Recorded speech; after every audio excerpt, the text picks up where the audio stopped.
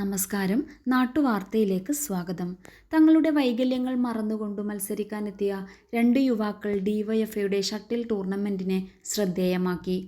ചെർക്കളയിൽ നിന്നുമെത്തിയ team അംഗങ്ങളായ സനിലും വിനീതുമാണ് തങ്ങളുടെ വൈകല്യം മറന്ന് പോരടിച്ചത്. വയനാടിന് കൈത്താങ്ങാകുവാനും സ്വാതന്ത്ര്യദിനാഘോഷ പരിപാടിയുടെ ഭാഗമായും ഡിവൈഎഫ്ഐ കുണ്ടംകുഴി മേഖലാ കമ്മിറ്റിയാണ് കഴിഞ്ഞ രാത്രി കുണ്ടംകുഴി SFK കോർട്ടിൽ ഷട്ടിൽ ടൂർണമെന്റ് സംഘടിപ്പിച്ചത്. മേഖലാ സെക്രട്ടറി ജിഷ്ണു രാജ് സ്വാഗതം പറഞ്ഞ പരിപാടിയിൽ മേഖലാ പ്രസിഡന്റ് സജിത്ത് അധ്യക്ഷനായി. DYFI Bedakam block secretary A. Appus ഉദ്ഘാടനം ചെയ്തു. അനിൽ കക്കോട്ടമ്മ സംസാരിച്ചു. മത്സരത്തിൽ 32-ൽ പരം ടീമുകൾ അണിനിരന്നു. വൈകല്യങ്ങളെ അതിജീവിച്ച സനിലും വിനീതും മത്സരിക്കുന്നത് കാണുക.